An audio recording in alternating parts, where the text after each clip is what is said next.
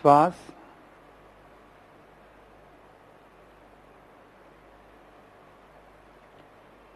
धार्मिक विश्वास, कौमा सांप्रदायिक तनाव,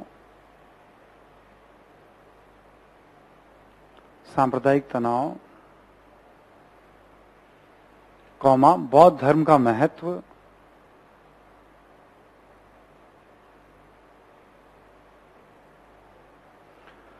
धम्म की नीति,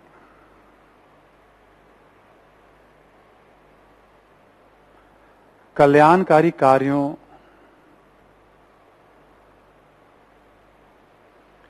इत्यादि की जानकारी मिलती है।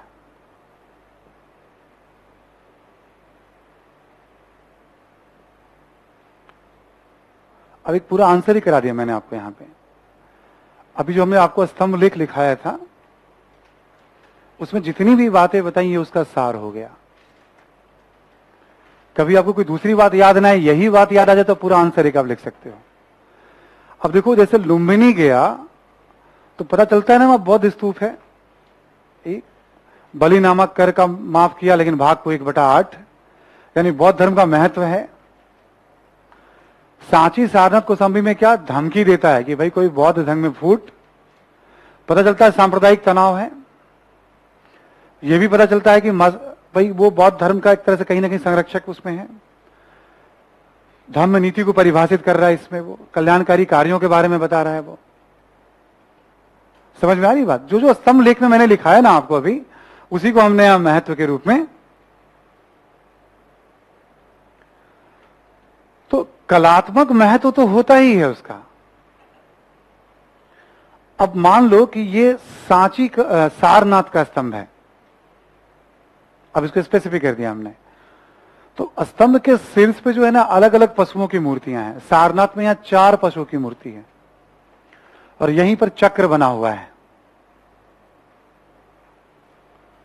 और जहां चौकी पे चक्र उसके चारों तरफ फिर पशु बने हुए हैं, यानी टोटल 5 सिंह हो जाते हैं वहां पे। घोड़ा, बैल, अश्व, सिंह, 4 ऐसे और ऊपर 4। जो ऊपर जो 4 सिंह हैं उसके मतलब इतना बढ़िया से जीवंत तरीके से मूर्ति बनाया गया है। करीब से देखने वाले लोग बताते हैं जैसे जो शेर के जो बाल होते हैं वो बिल्कुल खड़े, और जैसे दहाड़ने वाली मुद्रा में एकदम एक, तो जैसे शेर दहाड़ रहा हो। मांसपेशियों को एकदम तना हुआ, उभरा हुआ दिखाया गया है। ठीक है, बालों में एक वो है, मतलब एक रॉब जो शेर का होता है वो दिखाई पड़ता है वहां से, है ना। ऐसे सारनाथ में भी 4 सिंह मिलते हैं, बट रामपुरवा में बैल मिलेगा आपको ऊपर। मैं भी लिखाऊंगा मूर्ति कला में भी। तो पशुओं की मूर्तियां ऊपर थोड़ी बहुत चेंज हो जा रही हैं। ठीक है, अब जैसे कभी सारनाथ स्तंभ की बात करें हमने उसे राष्ट्रीय चिन्ह के रूप में लिया। कभी सारनाथ स्तंभ पे ही आपसे कैसे लिखें आप उसके बारे में? आ रही बात समझ में? थोड़ा अशोक का हमने परिचय दिया, फिर सारनाथ स्तंभ की विशेषताएं बता दी। ठीक है, जितना जो जानकारी है हमारे पास ये सारी फीचर उसमें भी आ जाएंगे। आधार चौड़ा है, ऊपर की तरफ पतला होता गया है अशोक के जो स्तंभ है। ठीक है, तो नॉर्मली स्तंभ के ये फीचर हो गए, ये इंपॉर्टेंस हो गया आपका। जो राष्ट्रीय महत्व के स्मारक है, जैसे भारत सरकार ने राष्ट्रीय चिन्ह ही यहीं से लिया है, या यूनेस्को हेरिटेज लिस्ट में जो चीजें शामिल हैं उन सब का अपना एक महत्व होता है। उन पे कभी भी प्रश्न पूछे जा सकते हैं। इसलिए मैं कहता हूं कल्चर वाले खंड में ना पूछने का स्कोप बहुत ज्यादा है।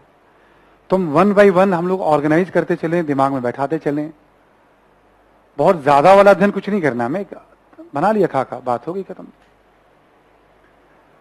तो हम क्या पढ़ रहे हैं इस समय? मौर्यकालीन कला में मौर्य स्थापत्य या अशोक के स्तंभ। अशोक स्थापत्य भी कह सकते हैं इसे। और कहां से मिला है? 1, विशेषताएं क्या है 2, और उसका महत्व क्या है 3। नोट करके लिखें आप। ईरानी स्तंभों से अंतर,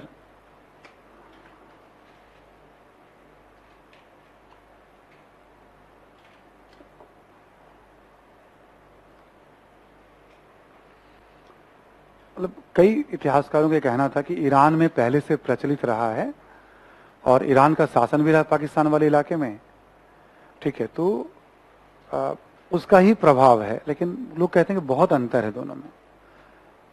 प्रभाव तो देखो किसी का किसी पे हो सकता है, कोई कहीं से जैसे गया, देखा, सीखा, पर इतिहास लेखन में भी ना ऐसी चीजें खूब मिलती हैं कि हम जल्दी मानने को तैयार, तो ये हमारी विरासत है, ठीक है ना। तो अब टफ होता है कहना, बट फिर भी अंतर है, तो उसी को हम लेके चलेंगे हम यहाँ पे।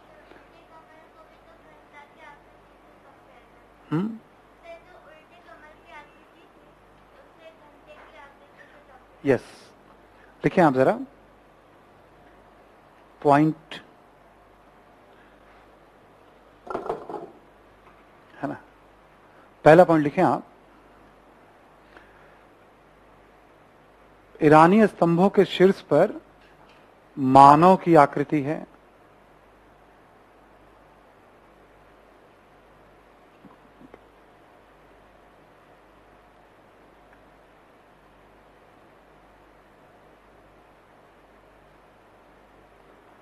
दूसरा लिखें आप, ईरानी स्तंभ स्मारक स्तंभ का हिस्सा है।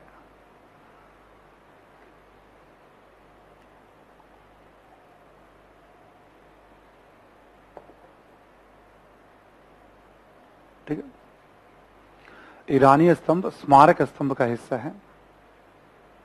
तीसरा लिखें, मौर्यों की तरह उस पर चमकीली पॉलिश नहीं है।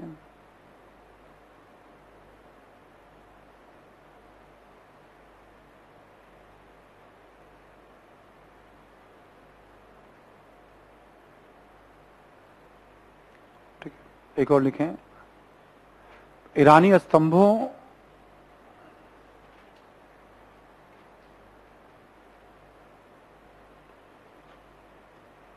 ईरानी स्तंभों के कई खंड हैं और उन्हें जोड़ा गया है।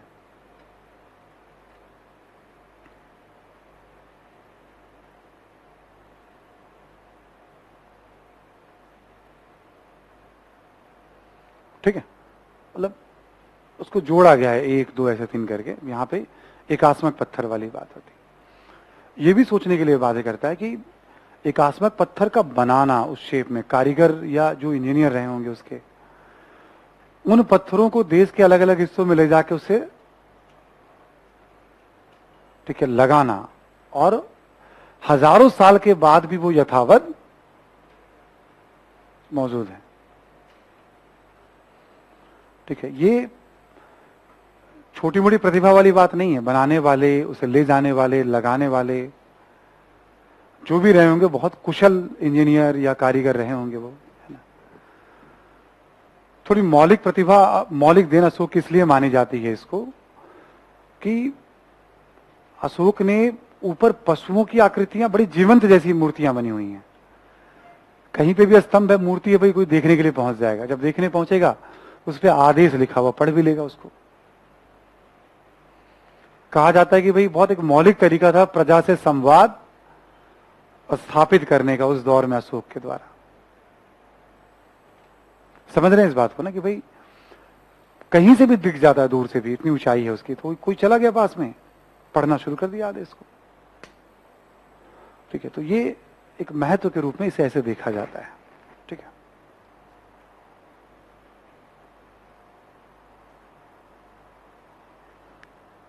नहीं मुझे लगा कि कोई अब है नहीं, बट तुम हो खंबे के पीछे। ठीक है, अच्छी बात है ना। लिखे आगे अब स्तूप।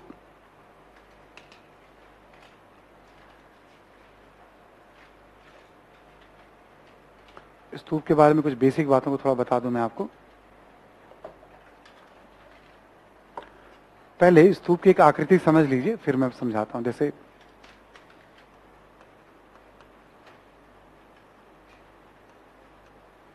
क्या है या क्यों निर्माण हुआ है इसका, है ना। ठीक है, और प्रकार, टाइप, विशेषताएं और मौर्यकालीन। ठीक है, स्तूप क्या है, क्यों निर्माण हुआ, प्रकार, टाइप्स क्या है इसके, विशेषताएं क्या है, इससे नॉर्मल सी बात हो गई। और मौर्यकालीन तो हम पढ़ ही रहे हैं कला में, तो ये छोटा सा एक हिस्सा है। क्योंकि मौर्य काल के बाद भी हमें मौर्योत्तर काल, गुप्त काल में भी स्तूप मिलेंगे, ठीक है। और हम जिन रुपयों को यूज में लाते हैं, 10, 20, 50, 100 के जो नोट हम यूज करते हैं ना, किसी न किसी एक नोट पे आपको सांची का स्तूप याद है क्या किसी को? 10 के नोट पे है, मुझे नहीं पता भाई, देख लेना। मैं नए वाले नोट पे नहीं है।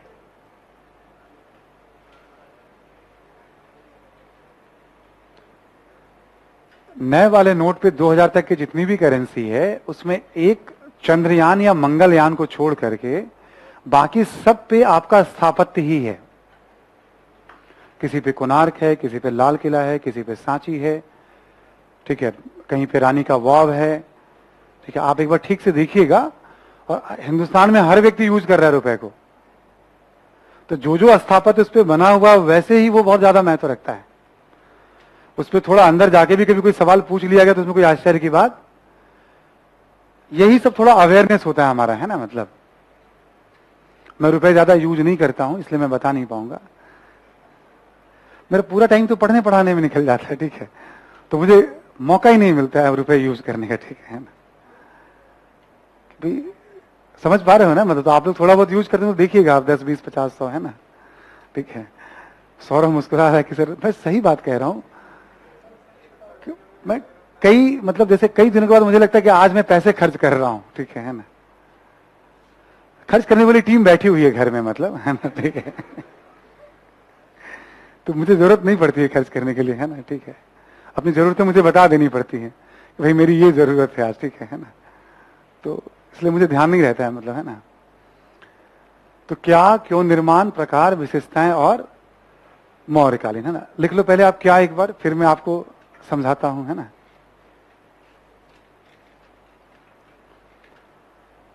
देखिए मुख्यतः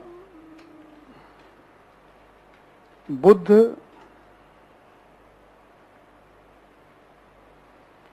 एवं बौद्ध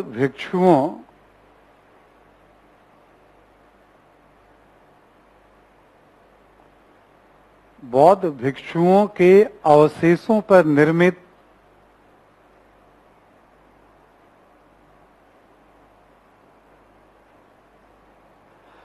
अर्ध गोलाकार ढांचा,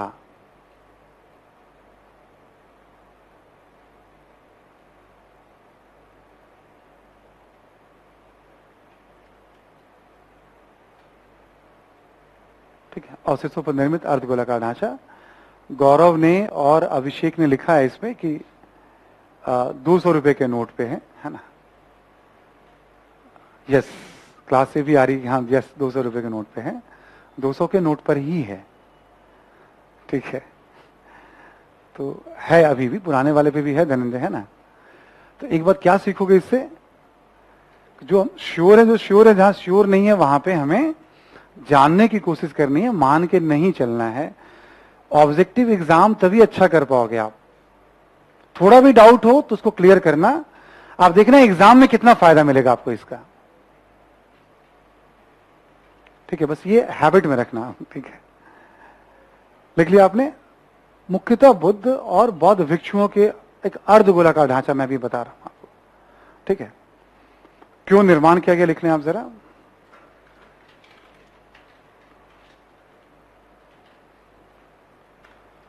ठीक है, बुद्ध ने अपने जीवन काल में ही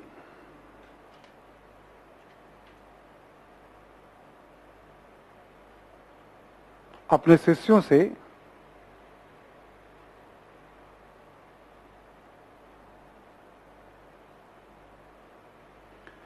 जीवन काल में ही अपने शिष्यों से शरीर त्याग के बाद स्तूप निर्माण की चर्चा की थी।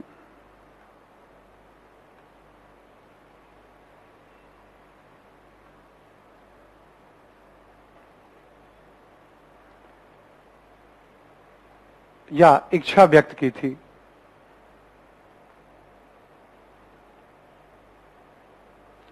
असल में क्या, बुद्ध हर इच्छाओं को समाप्त करने पे बल देते हैं, इसलिए इच्छा की बात करने में थोड़ा सा रिस्क रहता है ना, मतलब समझाने के लिए आपको लिखा दिया हमने, है ना।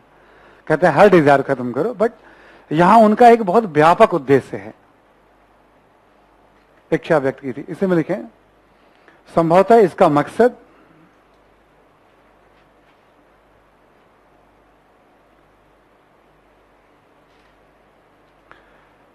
बुद्ध की शिक्षाओं के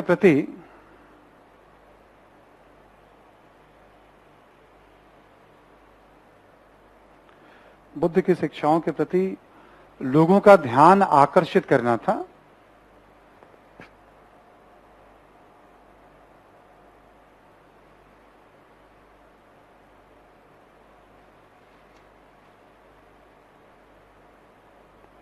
लोगों का ध्यान आकर्षित करना था।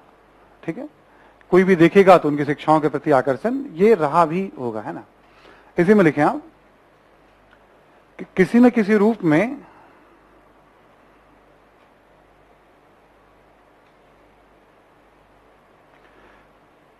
मिट्टी के ढेर या स्तूप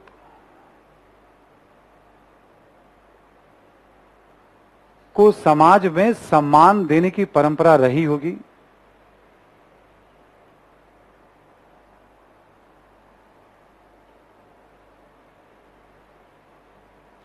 सम्मान देने की परंपरा रही होगी।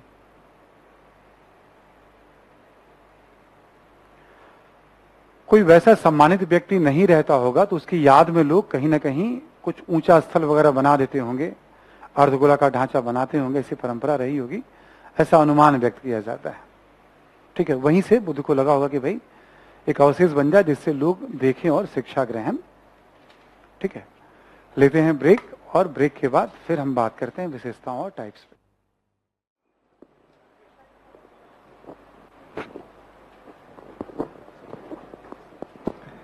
तो हम लोग क्या और क्यों पे बात कर ली स्तूप पे। पहले विशेषताओं को देख लेते हैं, फिर टाइप्स। ये चारों ना जनरल परिचय जो कभी भी कहीं भी यूज करने पड़ेंगे, फिर हम आएंगे मौर्य काल स्तूप पे। ठीक है,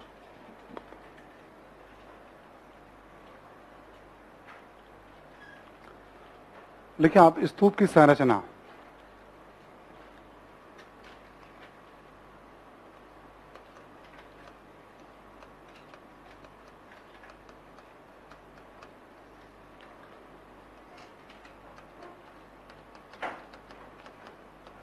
या विशेषताएं, संरचना या विशेषताएं। ठीक है, यहां एक अर्धगोलाकार सा ढांचा। ठीक है,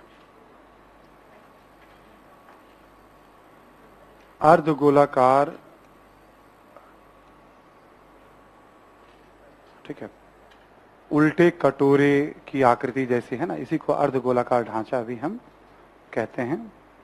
ठीक है, और जो इसका शीर्ष वाला इलाका होता है, यहां पे ऐसा एक बॉक्स सा बना रहता है, इसको कहते हैं हर्मिका।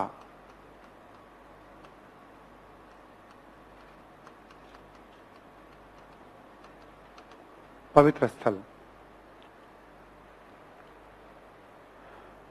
ये हो गया आपका अर्धगोलाकार ढांचा।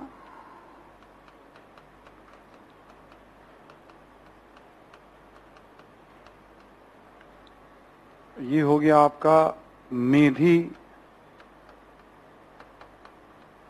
या प्लेटफॉर्म।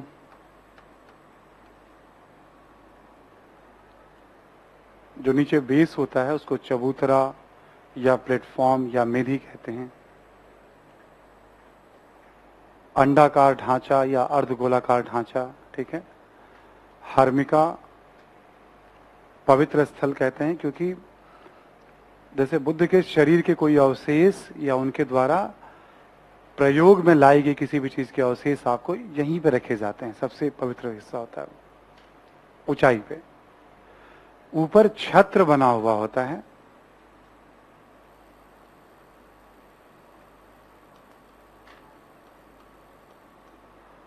सामान्यतः उसके ऊपर 3 छतरियां होती हैं, ठीक है। कहा जाता है वो श्रद्धा, सम्मान, 3 अलग अलग भाव का प्रतीक माना जाता है बुद्ध के प्रति। वो हर्मिका पे छत्र बना हुआ है, हर्मिका के प्रति श्रद्धा सम्मान का भाव, ऐसा उसको लिया जाता है, ठीक है। अब जो स्तूप बन जाता है, जैसे मान लो कि ये गोलाकार यहां पे एक ढांचा है, उसके चारों तरफ एक सुरक्षा घेरा होता है, ठीक है। स्तूप के चारों ओर सुरक्षा घेरा या रेलिंग या वेदिका, रेलिंग या वेदिका या सुरक्षा घेरा कहां होता है? स्तूप के चारों ओर,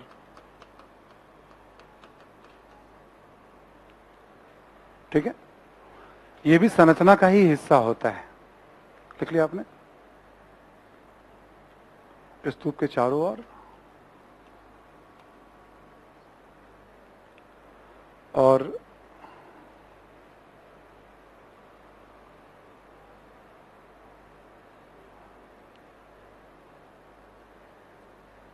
रेलिंग, वेदिका, सुरक्षा घेरा, स्तूप के चारों ओर हो गया आपका ये, है ना। लिखें आप, प्रवेश द्वार या तोरण,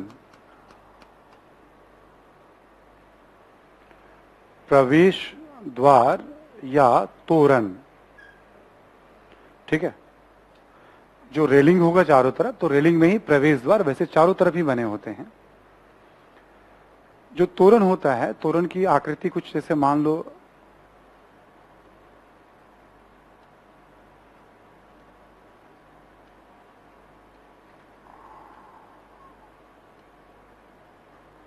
कुछ इस तरह की आकृति बनी होती है तोरण की। नॉर्मली लोग अपने गांव समाज में भी तोरण बना के रखते हैं, प्रवेश द्वार वगैरह, हाँ, कोई मंदिर वगैरह हो उसके लिए भी लोग बनाते हैं, है ना। तो स्तूपों के साथ भी तो रेलिंग भी मिलेगा आपको, हरिमिका के चारों तरफ भी रेलिंग मिल सकता है। पवित्र स्थल है ना, तो इसके पास भी सुरक्षा घेरा, ठीक है, रेलिंग मिल सकता है आपको, ठीक है। और एक प्रदक्षिणा पथ, प्रदक्षिणा पथ स्तूप एवं रेलिंग के मध्य, स्तूप एवं रेलिंग के मध्य, ठीक है। जैसे ये स्तूप हो गया, यहां पे रेलिंग हो गई चारों तरफ, तो बीच में परिक्रमा करने की जगह प्रदक्षिणा पथ कहते हैं उसको। वैसे तो धीरे धीरे कुछ कुछ इवॉल्व होगा इसमें भी, बट ये मेन फीचर हैं इसके। एक होता है ना कि क्या क्या खास बात है किसी इमारत की, जैसे हमने स्तंभ के बारे में बताया, एक आसमक है, चमकीली पॉलिश है, ये है, वैसे ही स्तूप की संरचना में हम लेते हैं रेलिंग, ये 3 बातें इधर हो गई, 4, 5, 6, 7,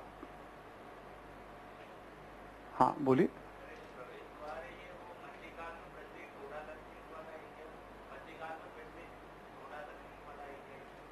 क्या होता है टोडा तकनीक? जैसे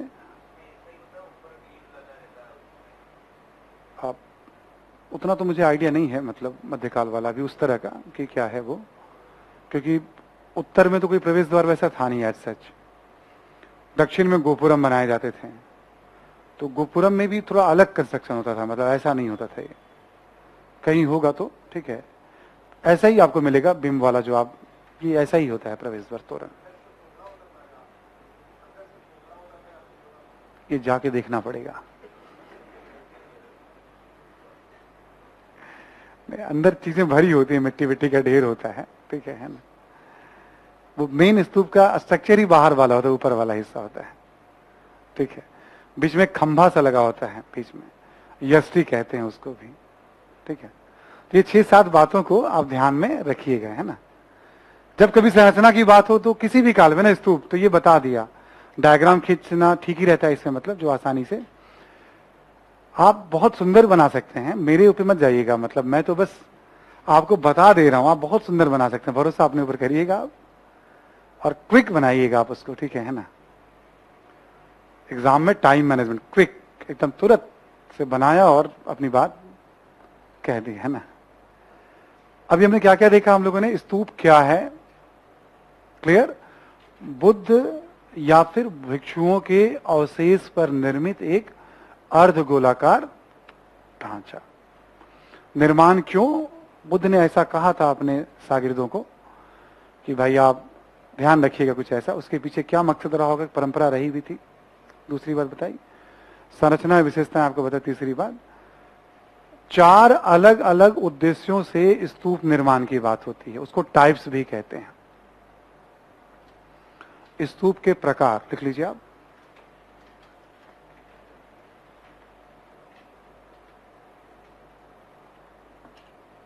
स्तूप के प्रकार,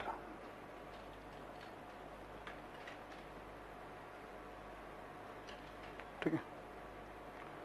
स्तूप के प्रकार में लिख लें आप, पहला शारीरिक,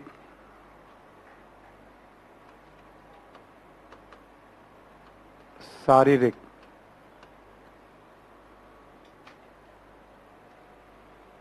ठीक है। मतलब बुद्ध के शरीर के जो अवशेष है ना, मतलब बुद्ध का जब दाह संस्कार हुआ, जब कुशीनारा में उन्होंने महापरिनिर्वाण हुआ, तो जो अवशेष थे उसको 8 भागों में बांटा गया। ये किंवदंती भी कह लीजिए आप, या ऐसे सोर्स भी मान लीजिए आप, ठीक है। 8 भागों में बांटा गया था और 8 स्तूप बनाए गए थे। बट आज उसमें से एक भी नहीं मिलते हैं, बट कई किताबों में इसका जिक्र मिलता है। 8 रिश्तेदारों में दावा किया था, उसमें एक अजात शत्रु भी था उस समय, उसने भी लिया था कि भाई मैं भी एक स्तूप बनाऊंगा, ठीक है, क्योंकि लोकप्रियता बहुत थी, है ना। तो एक शारीरिक अवशेषों पे जो स्तूप बना, बट कुछ मिलता नहीं है हमें उसमें। कुशीनगर में ऐसा माना जाता है कि स्तूप है वहां पे जो उसी अवशेषों पे निर्मित है, ठीक है वहां कुशीनगर में कि स्तूप, बट बहुत दावे से किताब में, ज्यादातर किताबों में उल्लेख नहीं मिलता है। दूसरा लिखे पारिभौगिक,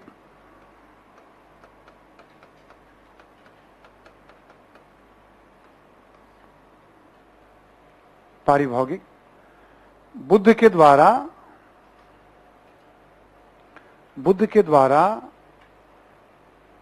प्रयोग में या उपयोग में, कर लीजिएगा, बुद्ध के द्वारा उपयोग में लाई गई वस्तुओं पर निर्मित, लाई गई वस्तुओं पर निर्मित,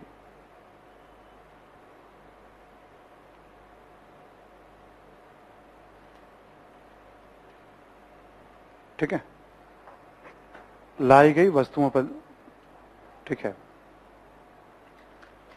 लिख दिया आपने। मतलब वस्तुओं पर निर्मित पारिभौगिक, जैसे गेरुआ वस्त्र होता था उनका, या एक पात्र होता था, या पैर में पहनने के लिए जो उस समय यूज करते थे वो, है ना। तो 8 ऐसे ऐसे, मतलब मिनिमम 8 बताए गए हैं बौद्ध। 8 चीजों की जरूरत पड़ती है आपको, उससे ज्यादा जीवन में जरूरत है नहीं, है ना। पारिभौगिक। तीसरा लिखें आप, लिखें उद्देशिक, उद्देशिक,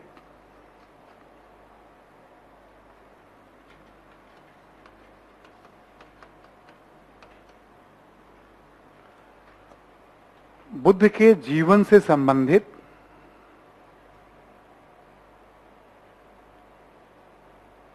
बुद्ध के जीवन से संबंधित महत्वपूर्ण स्थलों पर, महत्वपूर्ण स्थलों पर निर्मित स्तूप,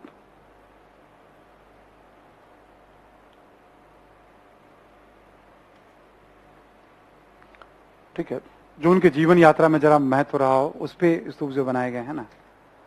और एक चौथा लिख लो आप, तीसरा हो गया आपका,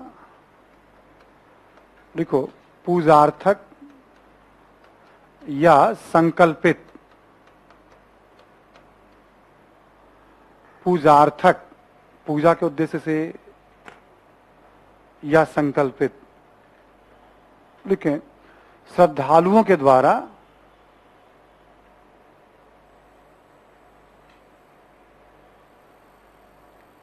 श्रद्धालुओं के द्वारा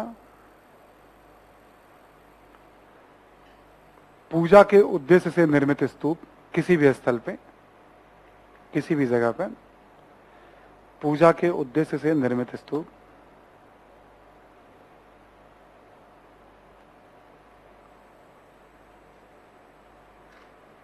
ठीक है।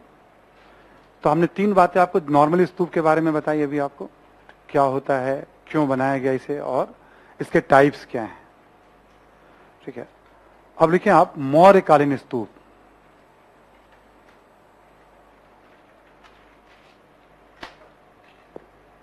मौर्यकालीन स्तूप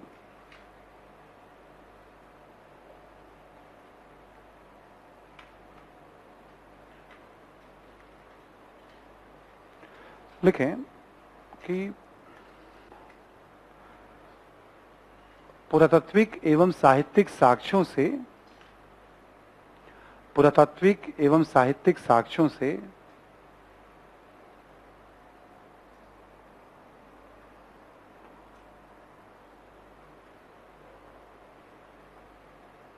ठीक है, पुरातात्विक एवं साहित्यिक साक्ष्यों से अशोक के पूर्व, अशोक के पूर्व एवं मौर्यों से पूर्व भी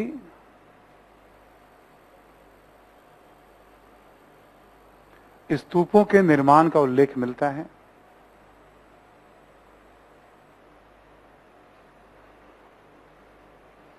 स्तूपों के निर्माण का उल्लेख मिलता है।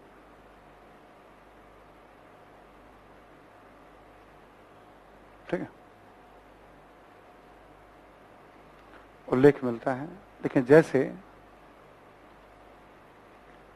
बुद्ध के शारीरिक अवशेषों पर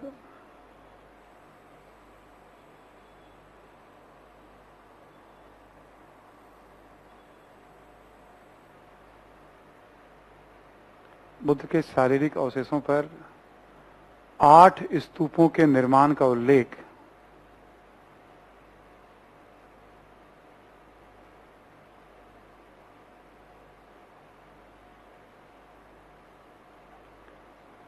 कौमा अशोक के स्तंभ लेख में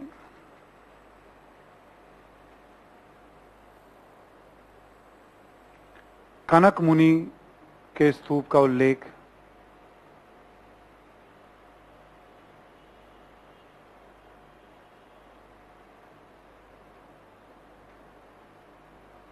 ठीक है। लेकिन कोई बहुत महत्वपूर्ण साक्ष्य वगैरह अब नहीं मिलते हैं। जो हमें साक्ष्य मिलते हैं अब ज्यादातर, वो माना जाता है कि अशोक के ही काल में निर्मित है। बट ये माना गया कि अशोक से पहले था, तभी तो अशोक ने कहा कि भाई हमने स्तूप के आकार में परिवर्तन किया। जब हम गए तो वहां उसने नहीं कहा कि हमने निर्माण बल्कि परिवर्तन किया, यानी अशोक से पहले वहां स्तूप बन चुका था, तब परिवर्तन की बात की गई है। अगला पॉइंट लिखें, बौद्ध स्रोतों में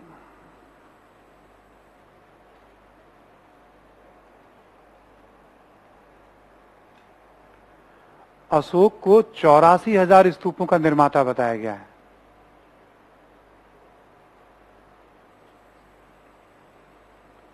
बौद्ध स्रोतों में अशोक को 84,000 स्तूपों का निर्माता बताया गया है।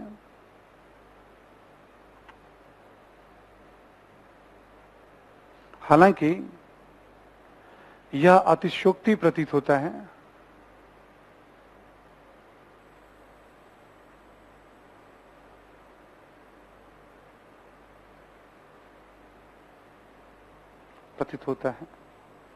लेकिन अशोक के काल में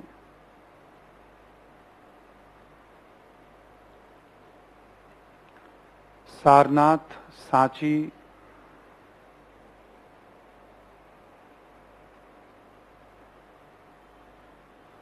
बोधगया, तक्षशिला,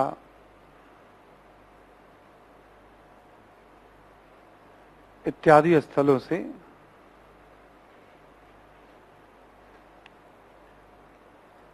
स्थलों से स्तूपों के निर्माण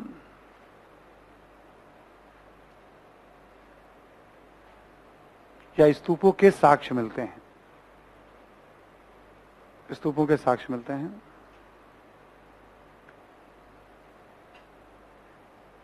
ठीक है, अगला पॉइंट लिखें। इन स्तूपों के साक्ष्य मिलते हैं। इन स्तूपों में स्तूप स्थापत्य से संबंधित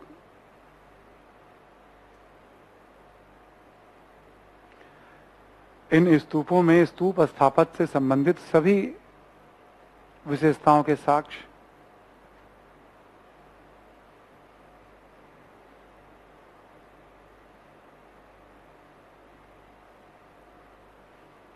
जैसे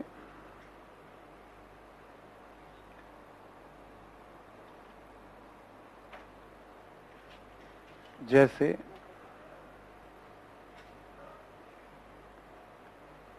लिख लें आप यहां पे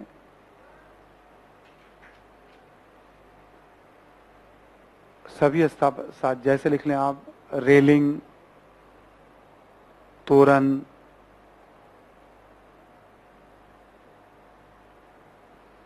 कौमा, अर्धगोलाकार ढांचा, अर्धगोलाकार ढांचा, हर्मिका, हर्मिका, छत्र इत्यादि। आप क्या कर सकते हैं, इसको डायग्राम बना के दिखा सकते हैं। आप डायग्राम में ही दे दीजिएगा नाम लिख करके, अलग से बताने की जरूरत नहीं है फिर उसको। जैसे एक बार डायग्राम बना दिया आपने संरचना या विशेषताएं करके और दिखा दिया आपने, दोबारा उसको रिपीट नहीं करना। जैसे मान लो मौर्य स्तंभ है तो आपने डायग्राम बना के दिखा दिया, फिर दोबारा लिखने की जरूरत नहीं है उसे, फिर तो वो दोहराव हो जाएगा। समझ में आ रही है बात ना, रिपीटेशन हो जाता है। और लिखिए आप अगला पॉइंट। अशोककालीन स्तूपों में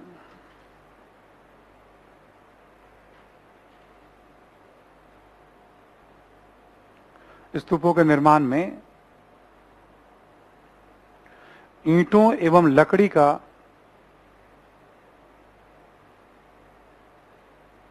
प्रयोग किया गया।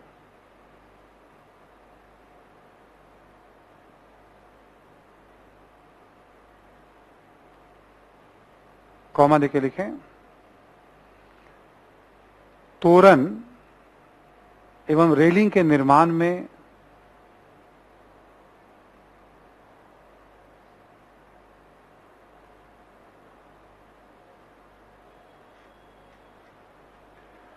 तोरण एवं रेलिंग के निर्माण में लकड़ी का प्रयोग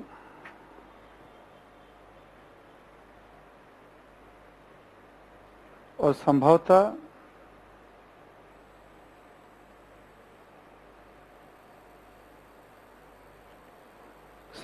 ये नष्ट हो गए।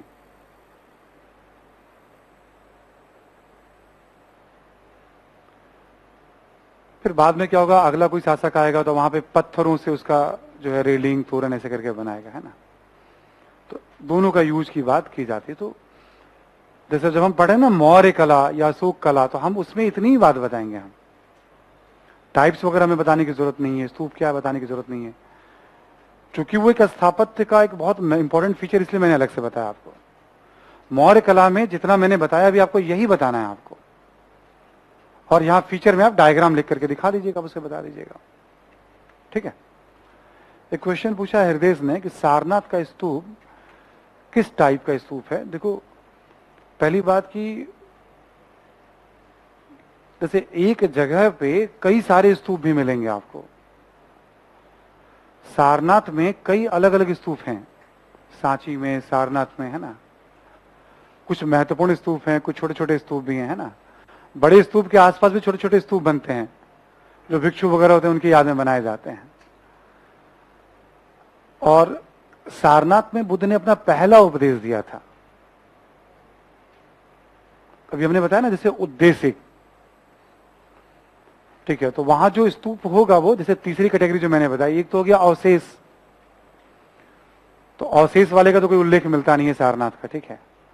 दूसरा हमने बताया कि भाई जो उपयोग में लाई गई वस्तुएं, क्योंकि पहला उपदेश दिया तो उनके जीवन यात्रा से संबंधित है, मतलब मैं लॉजिक के आधार पे बता रहा हूं, ऐसा नहीं कि ये कोई एकदम पक्के प्रमाण हमारे पास हैं इसके, मैं लॉजिक के आधार पे बता रहा हूं ये ऐसा होना चाहिए, यात्रा से संबंधित है वो।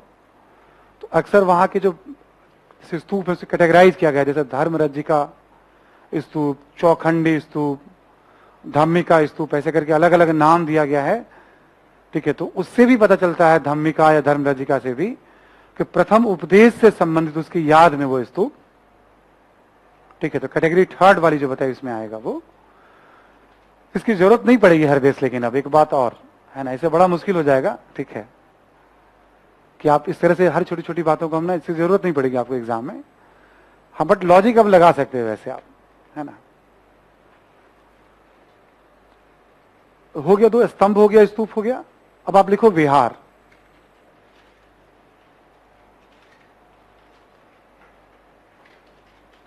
विहार के बारे में थोड़ा हम लोग सामान्य कुछ बातें कर लेते हैं, है ना,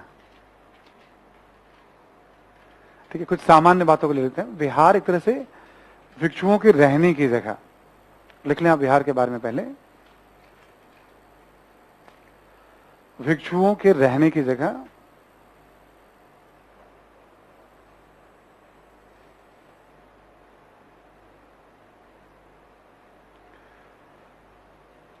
कौमा, विहारों का संबंध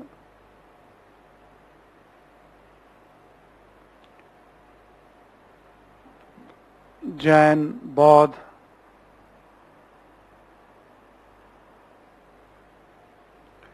विहारों का संबंध जैन, बौद्ध एवं, नहीं, जैन, बौद्ध, ब्राह्मण एवं अन्य संप्रदायों से भी रहा है।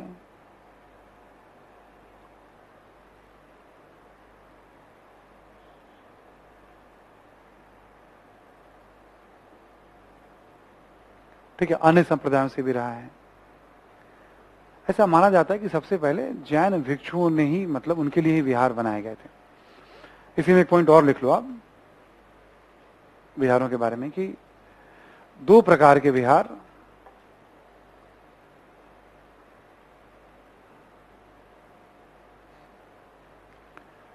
देखो, एक पहाड़ों को काटकर निर्मित विहार,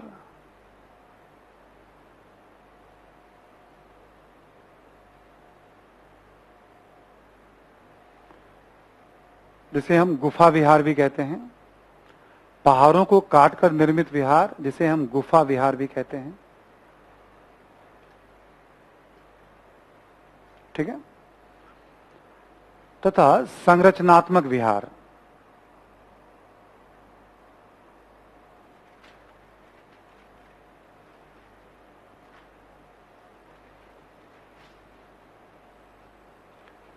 जैसे पत्थरों से या ईंटों से कहीं हमने, मतलब विहार बना दिया, जैसे ये है ना, संरचना बनाई गई है, इसको संरचनात्मक भवन कहते हैं हम। स्ट्रक्चरल क्लासरूम है ना ये, ठीक है। एक होता है ना प्राकृतिक, कहीं पे मिल जाए हमें, या काट कर हमने पहाड़ों को, तो दो तरह के विहार मिलेंगे आपको। पहाड़ों को काट कर निर्मित,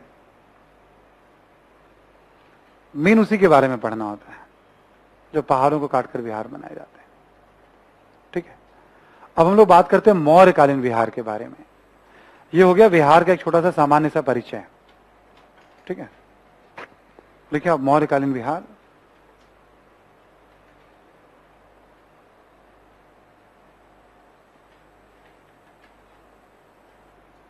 देखिए मौर्य काल में अशोक एवं उसके पौत्र दशरथ के द्वारा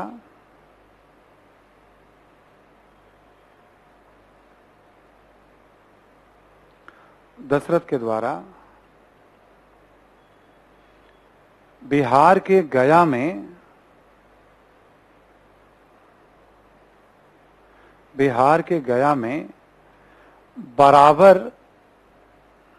बराबर समतल, है ना, बराबर की पहाड़ियों,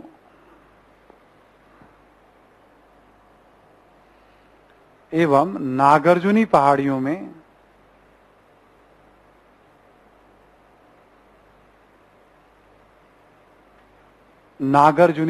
में विहारों के निर्माण के साक्ष्य मिलते हैं।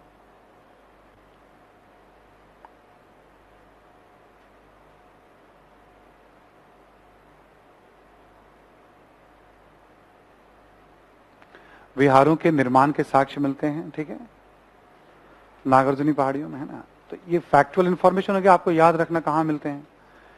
अगला पॉइंट लिखो आप कि अशोक ने बराबर की पहाड़ियों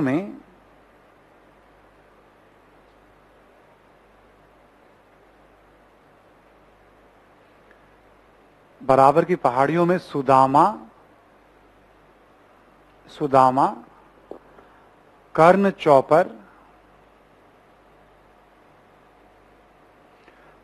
चौपर एवं विश्व झोपड़ी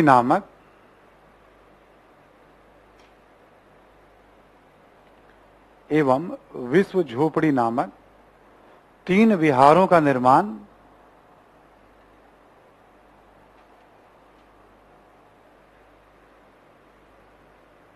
कराया।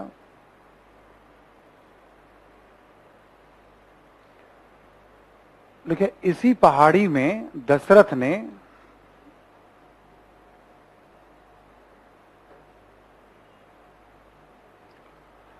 लोमेश ऋषि नामक विहार का निर्माण कराया। इसी पहाड़ी में दशरथ ने लोमेश ऋषि नामक विहार का निर्माण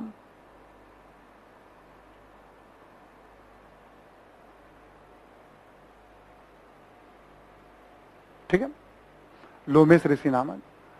तो 4 वैसे नाम हो गए पहाड़ काट करके, है ना। कभी आप तस्वीर देखोगे, एनसीईआरटी वगैरह में तस्वीर दी हुई है बराबर की पहाड़ियों के बारे में, है तो पूरा एक तरह से चट्टानी इलाका पूरा क्षेत्र है वो। ऊपर का पूरा हिस्सा जो बराबर जैसा ही वाकई हो गया वो, एकदम जैसे लगता है लोग बोल चाल में बराबर की पहाड़ी से कहने लगे हों। कुछ भी एकदम फ्लैट सा दिखेगा आपको बहुत दूर तक वो, मतलब कभी गूगल वगैरह पर उसकी तस्वीर देखोगे बराबर की पहाड़ी तो बड़ा एक यूनिक सा लगेगा आपको वो। इसी में लिखो आप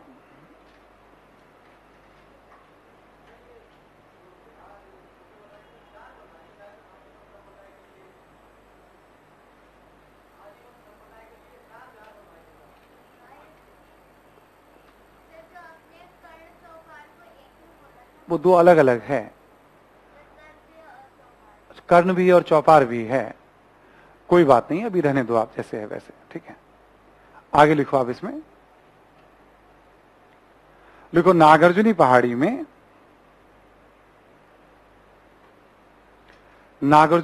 में दशरथ ने गोपिका गुफा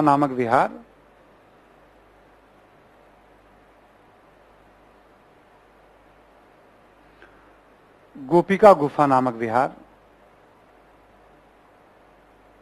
का निर्माण कराया। तो ये क्या हो गया, आपके इंफॉर्मेशन हो गए, कहां से मिल रहा है हमें विहार और किस शासक ने बनाया, ठीक है। अब लिखते हैं विशेषताएं। इन विहारों की सामान्य विशेषताएं हैं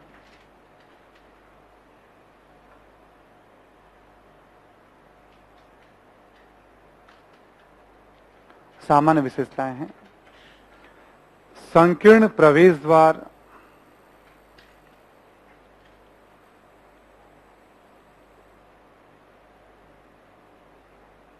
पहाड़ों को काट करके कोई छोटा सा प्रवेश द्वार, संकीर्ण प्रवेश द्वार, है ना।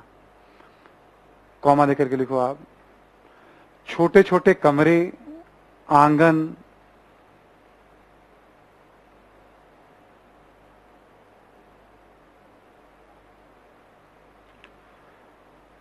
कॉमा दीवारों एवं सतह की घिसावट, ताकि उसे समतल किया जा सके। दीवारों एवं सतह की घिसावट ताकि उसे समतल किया जा सके। ठीक है, समतल किया जा सके। इसे में लिखो चमकीली पॉलिश,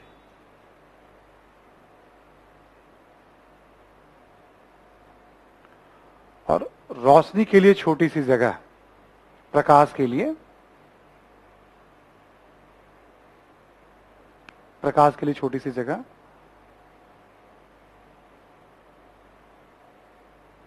ठीक है, तो जब भी हम स्थापत्य की बात करें, हमने क्या कहा, हमें थोड़े फीचर भी बताने पड़ते हैं उसके, एग्जाम्पल फिर फीचर।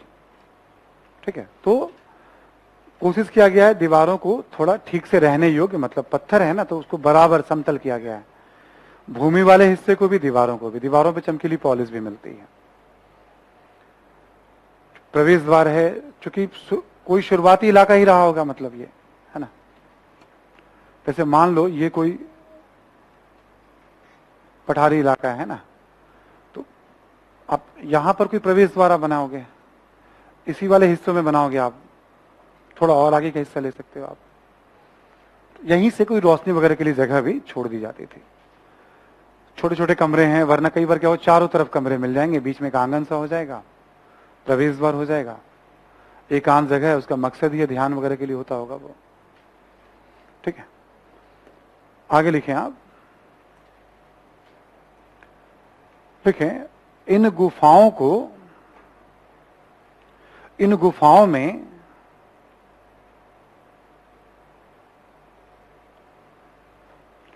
शासकीय लेख भी मिलते हैं,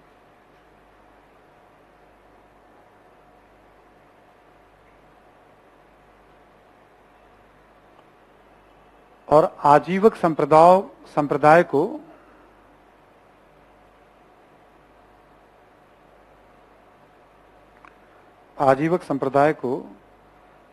दान में दिए जाने का उल्लेख भी, आजीवक संप्रदाय को दान में दिए जाने का उल्लेख भी। जैसे हमने बताया था ना, अशोका गुफा लेख, तो यही वो गुफा लेख है, गुफाओं में लेख उत्कीर्ण है उसका, मेन उसमें आजीवक संप्रदाय को दान दिए जाने का उल्लेख।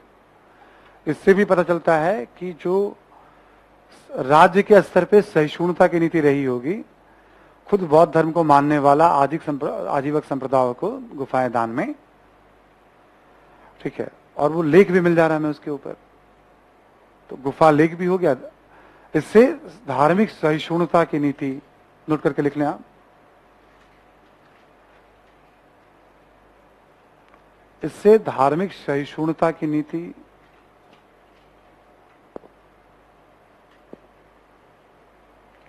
आजीवक संप्रदाय के अस्तित्व,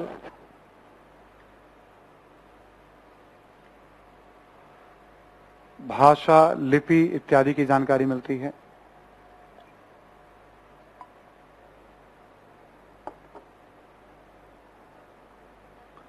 भाषा, लिपि इत्यादि की जानकारी मिलती है।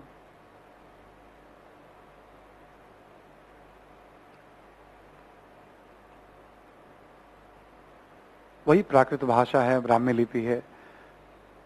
आर्किटेक्चर स्ट्रक्चर का क्या होता है, साक्ष्य कहां से मिले हैं, फीचर क्या है और उसका क्या महत्व, कलात्मक महत्व तो है ही उसका अपना। तीन बातों को फॉलो करने की आदत डालनी है आपको हमेशा। समझ में आ रहा है, पैटर्न समझ रहे सभी लोग ना आप। स्तूप के बारे में कहां से मिला है, फीचर क्या है उसका, क्या महत्व हो सकता है उसका, है ना। कभी भी राइटिंग में ना कोशिश करिएगा इन तीन चीजों को बताएं, फिर तो रिक्वायरमेंट पे डिपेंड करता है क्या पूछा जा रहा है आपसे, बट मेंस में तीनों की जरूरत होती है। पीटी में महत्व पे सवाल नहीं होता कभी भी, पीटी में या तो कहां से मिला है या फीचर कहां से मिला है, अब तक सारा सवाल उसी पे है। शायद ही कभी फीचर वगैरह पे गया, वरना एविडेंस पे ही, साक्ष्य पे ही सवाल। तो 10 क्वेश्चन देखोगे ना उठा के एंशिएंट हिस्ट्री में, तो 10 में कम से कम 8 तो आपको मिल जाएंगे कहां से मिला है उसी पे। ठीक है, कोई ऐसा नहीं कि बहुत डेप्थ में, कभी कभी ही क्वेश्चन में थोड़े बहुत डेप्थ, वरना एविडेंस पे ही पूछ लिए गए हैं सवाल। ठीक है, ये हो गया आपके स्थापत्य कला का 3 हिस्सा हो गया आपका। चौथा लिखे अन्य।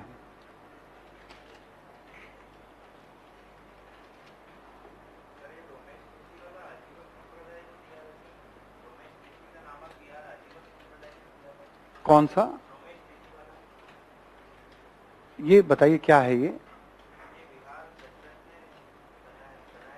हाँ हाँ हाँ, दान दिया आजीवक संप्रदाय को। हाँ। अन्य में लिखें आप, लिखें आपकी पटना जो वर्तमान बिहार का राजधानी है, पटना के कुम्हरार या क्षेत्र छोड़ दें, पटना ही रहने दें आप, उतनी जरूरत नहीं पड़ेगी। देखिए, पटना से चंद्रगुप्त मौर्य के काल में निर्मित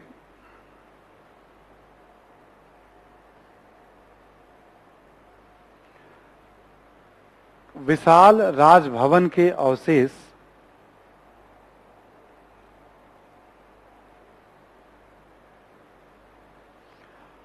पतनग्रस्त अवस्था में मिलते हैं। विशाल राजभवन के अवशेष पतनग्रस्त अवस्था में मिलते हैं। इसमें पत्थर एवं लकड़ी का बड़े पैमाने पर उपयोग किया गया था।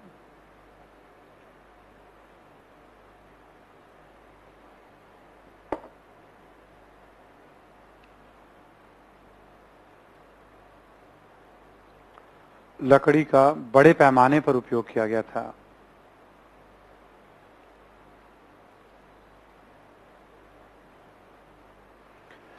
अब जैसे मेगास्थनीज ने, या एरियन एक विदेशी यात्री है, या फायान, उन सब ने से बहुत विशाल और भव्य बताया है, जबकि मिलता है टूटी फूटी अवस्था में है। जो भी है उसको संभाल कर रखा गया है पुरातत्व विभाग के द्वारा, ठीक है। उससे पता चलता है कि एक रहा होगा कभी, बट हम अब कह नहीं सकते हैं कैसा रहा होगा। ये सब कुछ टूटी फूटी अवस्था में है। अन्य में एक और लिख लें आप, मेगास्थनीज ने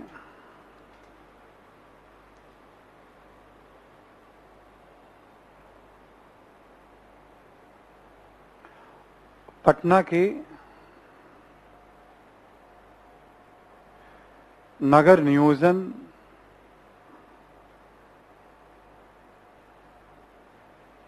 एवं नगर प्रशासन की जानकारी भी दी है।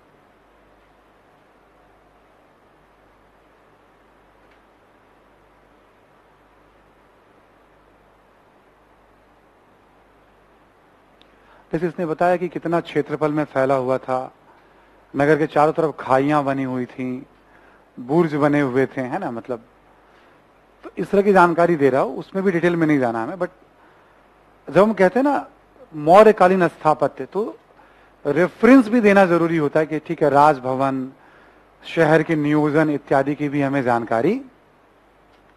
थोड़ा मेगास्थनीज का नाम इसलिए ले लिया हमें कि विदेशी यात्रियों में जो पहला यात्री जो सबसे ज्यादा महत्व रखता है, और मेगास्थनीज के विवरण से धीरे धीरे भारत के बारे में जानकारी यूरोपियन देशों में और एशियाई देशों में फैली है।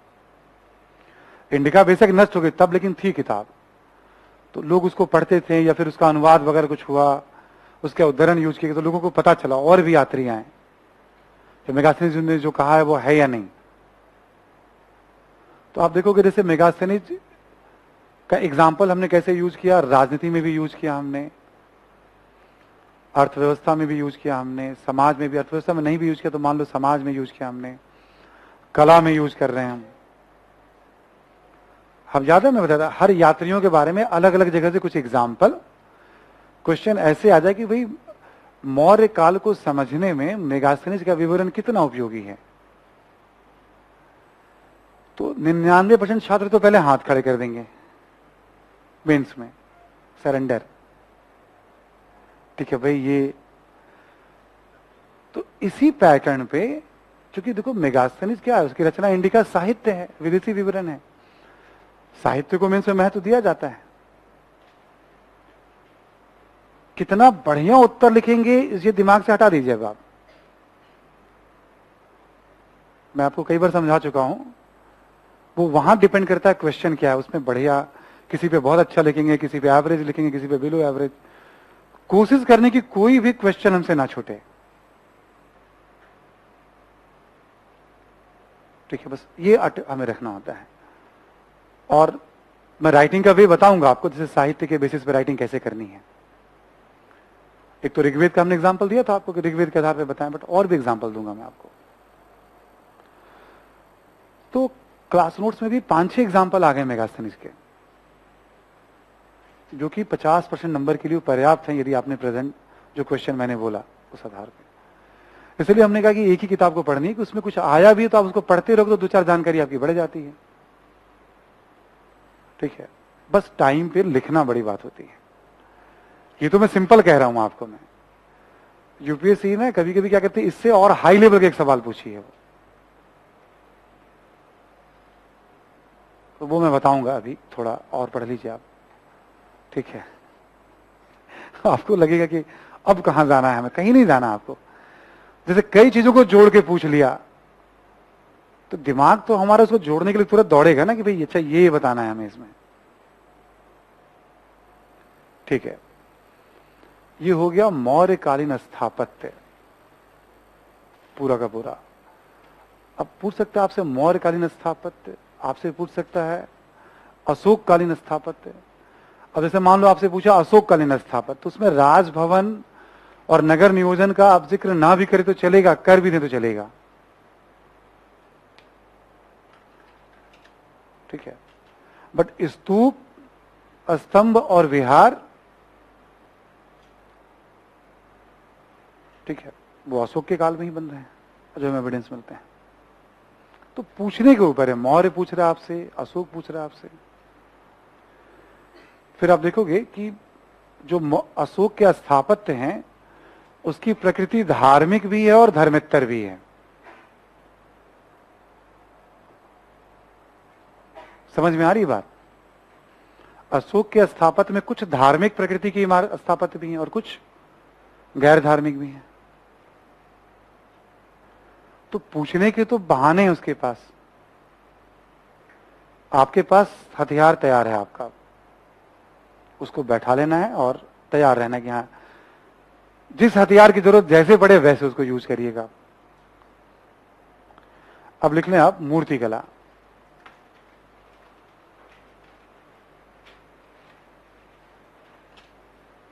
मूर्तिकला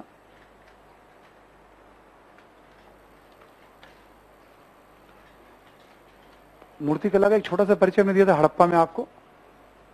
निर्माण सामग्री है, विषय है, एक द्रव मोम विधि बताया था आपको, है ना? मोम से बना दिया गया मूर्ति, उसके ऊपर मिट्टी गोबर सबका सांचा बना के मोम को पिघला के फिर उसमें धातु, है ना? हमने वहीं पे बताया था आपको मिट्टी की मूर्तियां हर एक काल में मिलेंगी आपको। किसी भी काल का मूर्तिकला पूछते और आपको समझ में नहीं आ रहा हो तो आप बता दो, मतलब थोड़ा बहुत ध्यान हो तो, पत्थर एवं मिट्टी से निर्मित मूर्तियां। धातु में रिस्क है, पत्थर और मिट्टी में रिस्क नहीं है, कुछ ना कुछ। और मिट्टी की मूर्तियों के बारे में 50 शब्द कभी भी लिख सकते हो, कोई गलत काटेगा ही नहीं। पढ़ते पढ़ते आपको समझ आने लगेगा कि हमें अपनी बात फेंकना कैसे है। फेंकना समझते हो ना? हाँ, उसको मतलब आप अपनी भाषा में कह सकते हो गोलेबाजी, गोला दागना, मतलब सेंस बन जाने के बाद ही फेंका जाता है, हवा में नहीं फेंक सकते हम। एक सेंस बन जाता है, ठीक है इसको ऐसे लिखा जाता है।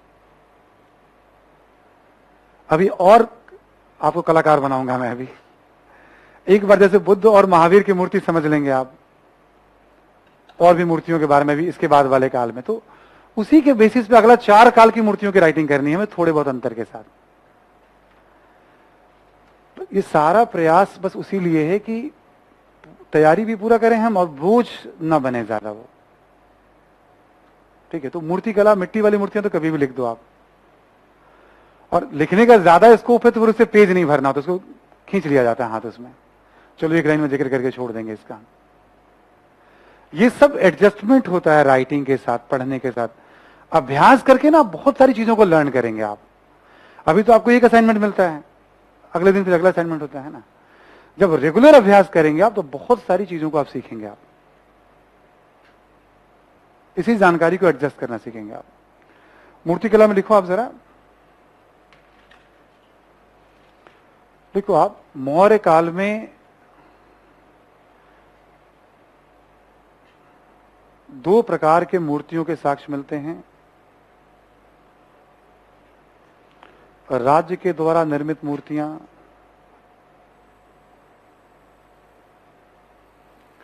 एवं आम लोगों के द्वारा निर्मित मूर्तियां।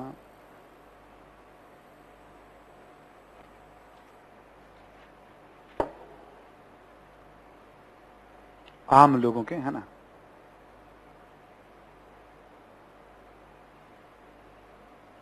अगला पॉइंट लिखें, राजकीय मूर्तियां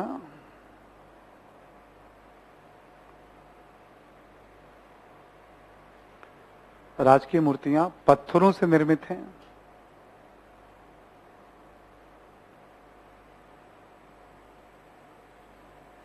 और इसके साक्ष्य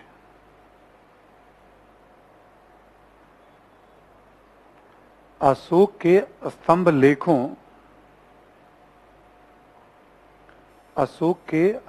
लेखों एवं शिलालेखों से प्राप्त होती है।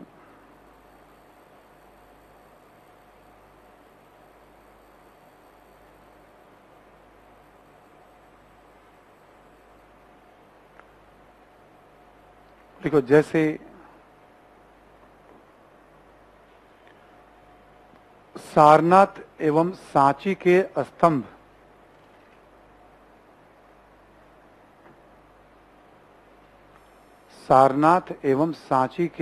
स्तंभ के शीर्ष पर 4 सिंह की मूर्तियां, शेर की मूर्तियां,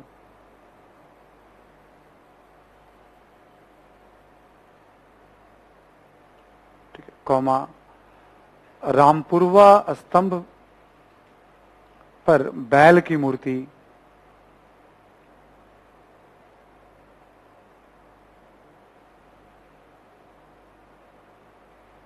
कौमा धौली एवं कालसी शिलालेखों पर हाथी की मूर्ति,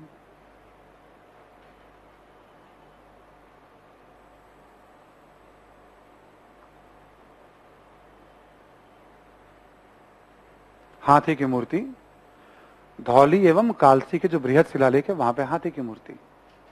अगला लिखें आप, नेक्स्ट लिखें, इन मूर्तियों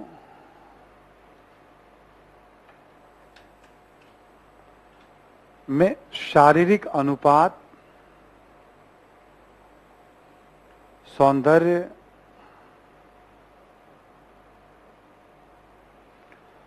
मांसपेशियों का उभार,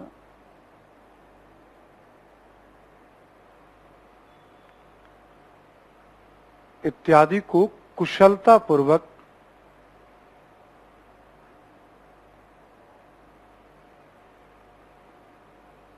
बनाया गया है।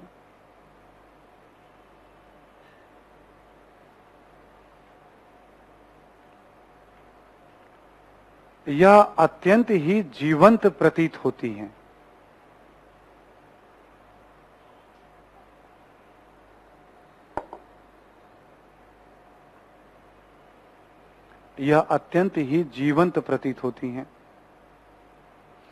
जैसे धौली के मूर्ति में बहुत खूबसूरत है, हाथी को पैर उठाते हुए जैसे चलने की मुद्रा में, और सूंड को ऐसे ऊपर की तरफ, जैसे लगता है कोई रियल का एकदम वो भाव है। सारनाथ वाली मूर्ति को तो आप कभी भी देख ही सकते हो, आप उसको अपने प्रतीक के रूप में। और जब आप अधिकारी बनोगे तो आपका जो पैड होगा उस पर भी राजकीय चिन्ह वही होगा आपका, ठीक है। भारत सरकार का जो राजकीय चिन्ह है वो आपका भी राजकीय चिन्ह होगा, है ना। तो उसमें देखोगे जैसे बालों को एकदम लहराते हुए, मांसपेशियों का उभार, गर्जना करते हुए। मतलब क्या होता है, जब हम राइटिंग करते हैं तो जो दिखता है हमें वही लिखना होता है। समझ में आ रही बात सभी को ना? लिखने के साथ साथ आप सीन्स को भी पकड़ते चलिएगा। हर समय हर बातें याद नहीं रहेंगी आपको। कभी कोई तस्वीर ध्यान में रह गई तो उसको देख के 4 लाइन हमने बता दिया, रह जाएंगे। ठीक है, तो ये खास बात दिखाई पड़ रही है राजकीय मूर्तियों की आपको। मूर्तियों के पीछे क्या मकसद रहा होगा हमने बताया आपको। कलात्मक मकसद तो है ही, मूर्ति निर्माण कला है, एक विकसित कला है मूर्ति निर्माण कला। बट इसका एक मकसद कहीं ना कहीं राजकीय भी है कि राजकीय संदेश को लोग पढ़ें, कह सकते हैं ना इसको हम लोग। ठीक है, राजकीय संदेश को लोग पढ़ें, संभवतः शासक का ये उद्देश्य इसके पीछे रहा होगा। ठीक है, अब आज की तरह तो होर्डिंग नहीं लगती थी, जैसे आप देखो कितनी होर्डिंग लग जाती है, तुरंत तुरंत रातों रात होर्डिंग लग जाती है। आप आज जो लखनऊ शहर में होंगे, चारों तरफ देख रहे होंगे आज योगी आदित्यनाथ जी का जो है, मतलब पूरा शहर जो है होर्डिंग से आज। और किसी को जैसे बहुत सारे वीवीआईपी से एक बार मिलना हो, बस एक आज फ्लाइट की टिकट कटा के एयरपोर्ट पहुंच जाना था, लखनऊ एयरपोर्ट। ठीक है, सब चूंकि वहीं से जाएंगे वो, है ना, बस वहां बैठ के नजारा देखना था। ठीक है भाई, स्टेडियम में तो जाने को पता नहीं मिले नहीं मिले कितनी समस्या है ना, एयरपोर्ट पे जाने से कोई रोकेगा, टिकट कटाया भाई, मैं तो यात्री हूं। ठीक है, तो आज पूरे रंगे पड़े होंगे पोस्टर पूरे आज, है ना, शपथ ग्रहण समारोह का। लिखे आप लोक कला के बारे में।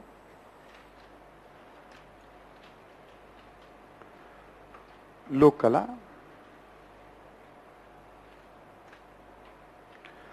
देखिए राजकीय मूर्तियों के अतिरिक्त, राजकीय मूर्तियों के अतिरिक्त पत्थर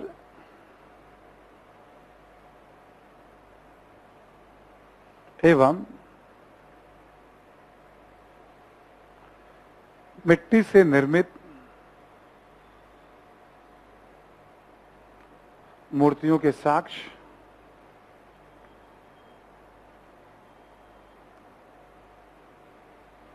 जिनका संबंध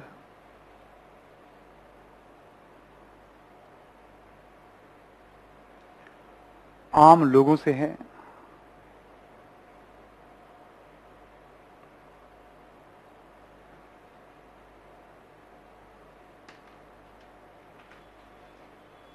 इसे में लिखें कि पत्थर से निर्मित कुछ प्रमुख मूर्तियां हैं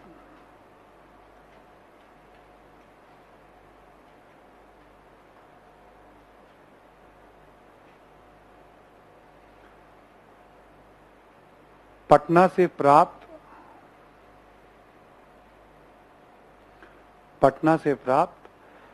चंवर धारिणी, एक चंवर होता है ऐसे करके पकड़ी हुई है एक महिला मूर्ति में जो है, चंवर धारिणी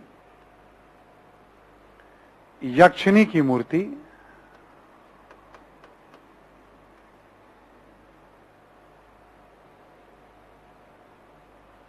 यक्षिणी की मूर्ति, इसी में लिखें पटना से ही एक दिगंबर साधु की मूर्ति,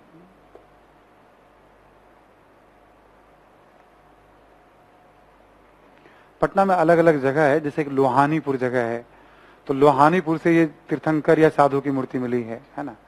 दीदारगंज करके एक जगह है, वहां से चंवर धारिणी यक्षिणी की मूर्ति मिली है।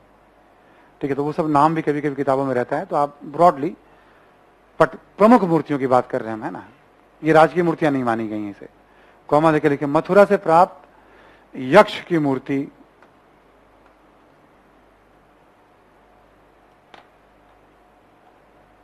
इत्यादि।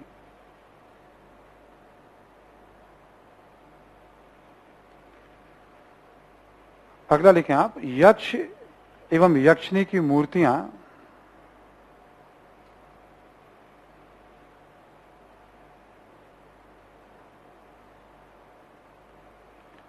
अत्यंत ही आकर्षक है।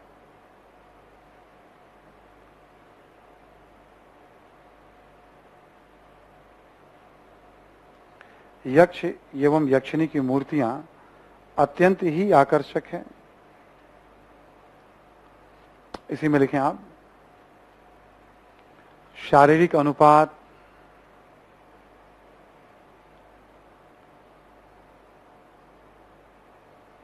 कौमा अलंकरण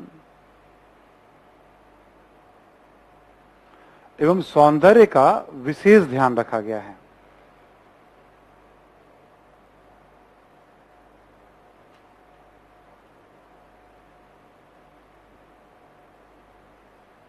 ठीक है, देखिए इन मूर्तियों का संबंध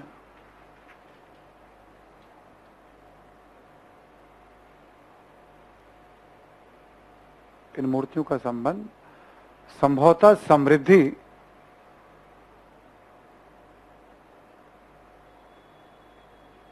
एवं प्रजनन से रहा होगा।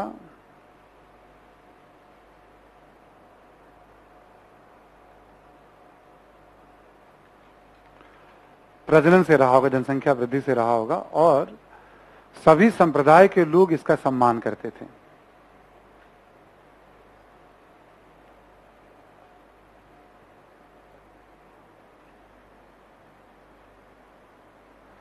सभी संप्रदाय के लोग इसका सम्मान करते थे।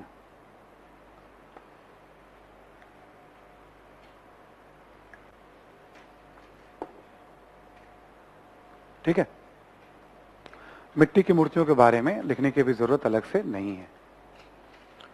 यह है आपका मौर्य कला। मौर्य कला में बहुत इंपॉर्टेंट भी है, जैसा हमने बताया आपको, स्थापत्य पे हमने बात की और मूर्ति कला पे।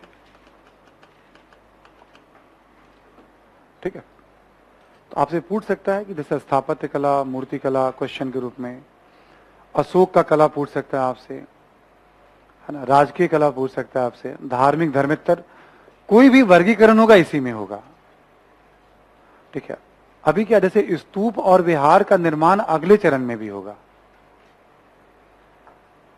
ठीक है, इसके बाद जैसे भी मौर्योत्तर काल पढ़ेंगे उसमें, फिर गुप्त काल पढ़ेंगे उसमें, है ना। तो जब पूरे प्राचीन काल में स्तूप, प्राचीन काल में विहार, जैन धर्म में बड़ी मजबूत परंपरा रही है विहारों की, है ना। धर्म एवं कला, धर्म एवं स्थापत्य, ऐसे ना भी आगे चल के और भी कड़ियां जुड़ेंगी इसकी। तो मौर्य काल आपका कंप्लीट हुआ यहां पे। कल हम लोग बात करेंगे मौर्योत्तर काल पे। मौर्योत्तर काल में भी राजनीतिक इतिहास पहले बताऊंगा मैं आपको थोड़ा, यहां डिफरेंट तरीके से बताऊंगा। यहां केवल राजवंशों का थोड़ा परिचय दूंगा मैं। अब प्रशासन वगैरह की ज्यादा बात नहीं होनी यहां पे। बहुत सारे राजवंश हैं यहां पे, इंडो ग्रीक हैं, शक, पार्थियंस, कुषाण, सुंग, कण्व, चेदी, सातवाहन, इक्ष्वाकु, चीर, चूल, पांडे।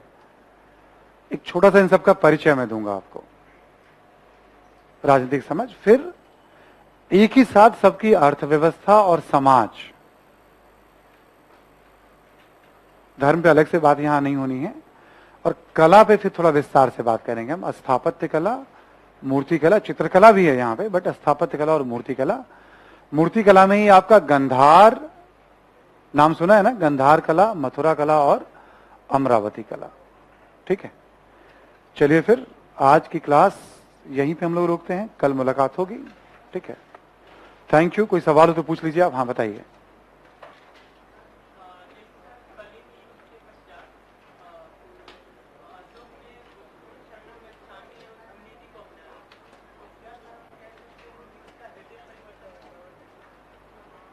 क्वेश्चन है, कलिंग युद्ध के बाद क्या अशोक का हृदय परिवर्तन हुआ होगा?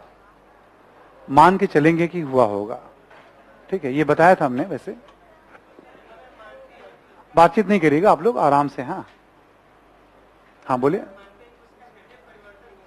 हाँ,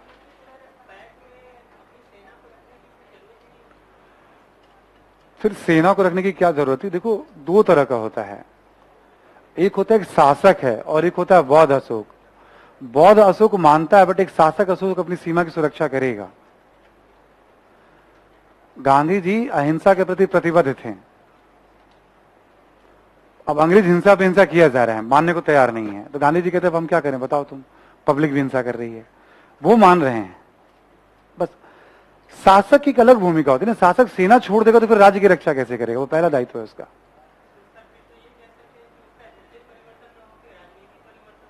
नहीं, मैं मतलब ये मुझे ना घेर रहे हैं, ठीक है ना? ठीक है, मैं तुम्हें अभय मुद्रा में आंसर दे रहा हूं इसका, मैं रुक जाओ तुम मुझसे, है ना? क्या होता है कि मेरी व्यक्तिगत विश्वास कुछ भी हो सकती है, राजकीय दायित्व तो मेरा अलग है, ठीक है? व्यक्तिगत जीवन में बदलाव हो सकता है, मैं इस धर्म को मानूं, उस धर्म को मानूं, उससे राजकीय नीतियों का सरोकार हो भी सकता है और नहीं भी हो सकता है, ठीक है? ऐसे देखिएगा आप इसको। कोई भी प्रधानमंत्री है, मान लो मुख्यमंत्री है, उनका अपना निजी विश्वास हो सकता है। जो सार्वजनिक भूमिका है वो निजी विश्वास के हिसाब से शासन तो नहीं करेंगे ना, वो जो संविधान कह रहे उसके हिसाब से शासन करेंगे, बस। तो जो राजा का दायित्व है उसके हिसाब से शासन कर रहा है वो, ठीक है? कोई और सवाल है क्या? हाँ बोलिए। ये लास्ट में बताएंगे आपको हम कि रॉक कट आर्किटेक्चर में हम क्या लेंगे। हमने रॉक को काटना शुरू कर दिया, अभी पत्थर को काटना शुरू कर दिया ना हमने। अभी काटते काटते जब एंड में आएंगे तो देखेंगे क्या क्या काटा हमने, सबको जमा कर देंगे तो ये हो जाएगा रॉक कट। या फिर केव आर्किटेक्चर, केव स्थापत्य, गुफा स्थापत्य भी हो जाएगा। गुफा स्थापत्य में विहार भी होते हैं, चैत्य भी होते हैं, मंदिर भी होते हैं। ये सब लास्ट में, वही लास्ट का जो क्लास होगा बहुत इंपॉर्टेंट होता है। 1-1.5 घंटे में समअप करते हैं बहुत सारी चीजों को हम। अभी तो हम काल पढ़ते जा रहे हैं हम लोग अभी, ठीक है? हाँ हाँ, इसका आइडिया नहीं है हमें, मतलब जो भी योजनाएं चल रही हैं प्रोजेक्ट सरकार के, है ना, मतलब हाँ देखो क्या है कि सरकार टूरिज्म को प्रमोट कर रही। क्वेश्चन है कि कुछ एक योजनाओं से जुड़ा हुआ है कि नहीं जुड़ा हुआ है। सब स्थल जुड़े हुए हैं किसी न किसी रूप में, ठीक है? इसमें कोई दो राय नहीं है, मतलब बट एग्जैक्ट उस स्थल की कनेक्टिविटी अभी दी गई कि नहीं दी गई ये मुझे आइडिया नहीं है प्रैक्टिकल, ठीक है? हाँ पूछो तुम भी। अशोक ने पास करी, क्या कह रहे हैं वो? सत्ता कहां त्यागा उसने? जो लास्ट का वर्ष होता है वो मरने का वर्ष होता है। सत्ता में आने का और दुनिया छोड़ के जाने का, परिनिर्वाण की प्राप्ति हो गई उसे, यदि बहुत भिक्षु माने तो हम उसे, हम चलें ले ले अब, ठीक है? हाँ बोलो, तुम्हारे क्वेश्चन की मैंने कैसे क्लास में, बताओ नाम बताओ तुम अपना। स्वप्निल, गुड, पूछो।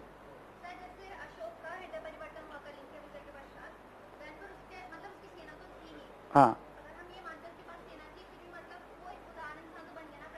हाँ हाँ,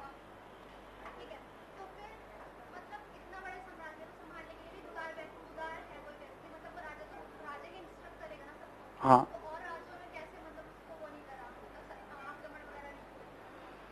क्वेश्चन ये कि शासक तो उदार हो गया बौद्ध धर्म को अपनाने के बाद, सेना अभी भी है। उदार होने के बाद बाकियों ने आक्रमण क्यों नहीं किया मौर्य? अब तुम एक बात बताओ, पूरे हिंदुस्तान पे जिसका शासन हो आक्रमण कौन करेगा उस पर? उसने सेना तो भंग ही नहीं किया ना। बीच बीच में जैसे मान लो कंधार में किसी ने विरोध किया तो अभिलेख में धमकाता भी है कि जैसे मैं कह रहा हूं वैसे तो समझ लेना। क्या देखो, जितने भी साक्ष्य मिलते हैं उससे ये पता चलता है, ठीक है, कि वो सुरक्षा में कोई सेना अपना काम कर रही है ना। सेना हर जगह मौजूद है। अब जैसे वो व्यस्त रहता था, कोई शासक तो व्यस्त रहता ही रहता है हर काम में। धर्म के प्रचार में वो बहुत कहां जाता था, उसके जो अधिकारी होते थे, जो एम्बेसडर होते, वो सब जाते थे, है ना।